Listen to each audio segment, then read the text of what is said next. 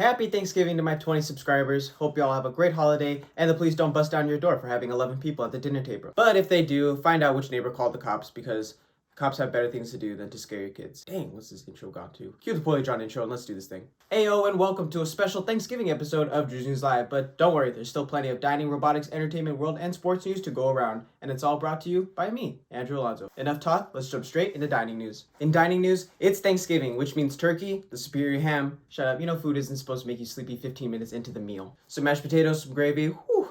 It's gonna be a good time. I know everyone who celebrates this glorious gathering of food isn't exactly like American. Is that right?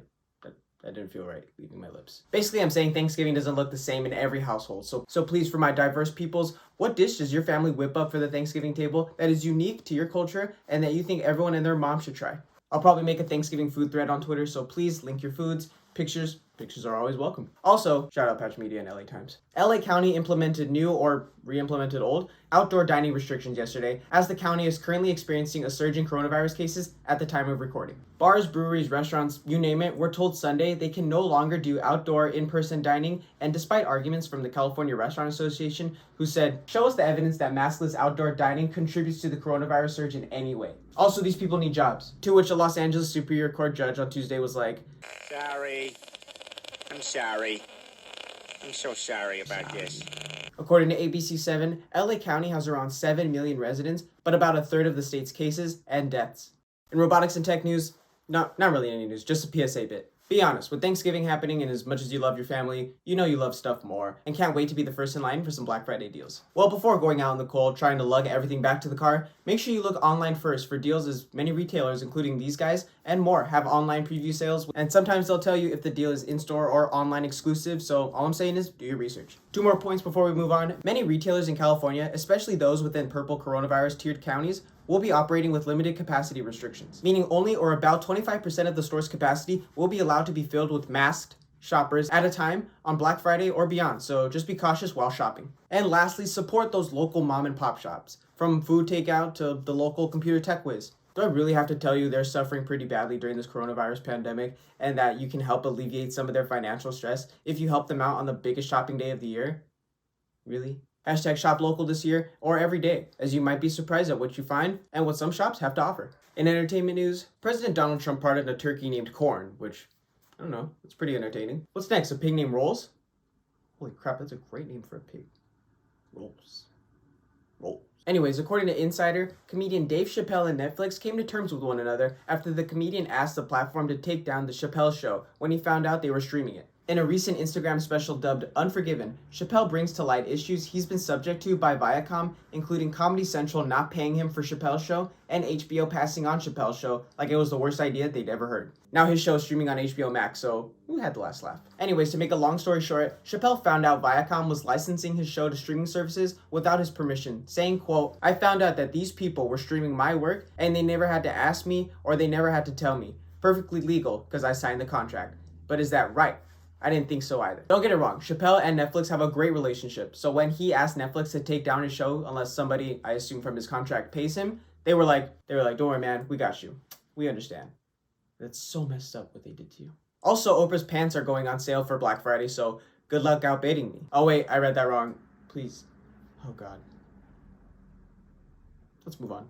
In world news, I'm going to ruin your Thanksgiving really quick just to educate you on the war and crisis that's been going on in Yemen for nearly a decade now. If you want to know the specifics and details, I encourage you to start at BBC World News' article in the description, as it helped me craft this bit and gives you a plethora of other options to go and look into also. Alright, so how did this war start? Well, it's said to have started back in 2011 when President Ali Abdullah Saleh was forced to hand over power to his deputy Abdrabda Mansour Hadi following an Arab Spring uprising. And Hadi struggled as president as jihadist attacks, a separatist movement, unemployment, and food insecurity began to grip the country. Then the Houthi movement, a Muslim minority rebellion against Saleh during his reign, had taken the capital of Sana'a by 2015, had additional support from security forces still loyal to Saleh and possibly Iran, and subsequently forcing Hadi to leave the country that same year. Hadi's government is said to be operating in neighboring Aden, with the president's home in Saudi Arabia. Fighting has pretty much continued between the military-armed Houthis and mostly Sunni Arab states, including Saudi Arabia, Iran, Tehran, and has cost the lives of thousands of civilians and has created one of the worst humanitarian crises any generation has seen.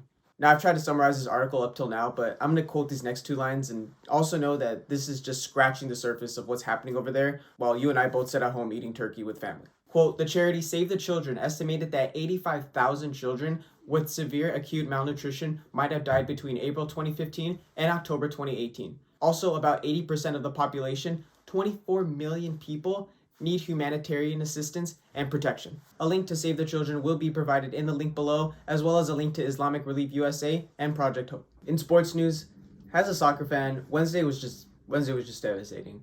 To wake up and hear Argentina legend Diego Maradona passed away was a big pill to swallow.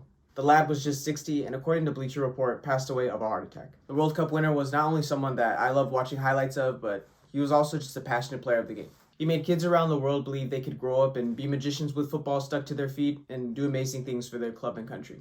Pele wrote a tribute post for the Argentine on Instagram saying, quote, I have lost a dear friend, and the world has lost a legend. Thank you for the memories, Diego, and descansa en paz. In other news, it was reported by ESPN that Alabama coach Nick Saban will not be on the sidelines against Auburn on Saturday after testing positive for COVID-19 and also showing mild COVID symptoms. According to a statement from the school, since Saban is symptomatic, the test will not be recognized as a false positive. The team's doctor and head athletic trainer both said Saban will follow appropriate guidelines and self-quarantine at home. Also, the Washington football team takes on America's team, the Dallas Cowboys, with 2 other games going on. I don't know. Let's wrap it up. I'm hungry. As always, thank you so much for watching. I've been your host, Andrew Alonso. Let's try to double the subscriber count by the end of the year from 20 to 40, and also be sure to hit that like and subscribe button below. Follow me on Twitter at Drew's News Live, listen to me explain things that happened last week in simple satirical ways on SoundCloud, and read my latest post on Purdue Pharma pleading guilty for getting America doped up on opioids. Self-plugs out of the way, I hope everyone has a safe and happy Thanksgiving, despite how many people are at the dinner table, like COVID guidelines and stuff, whatever.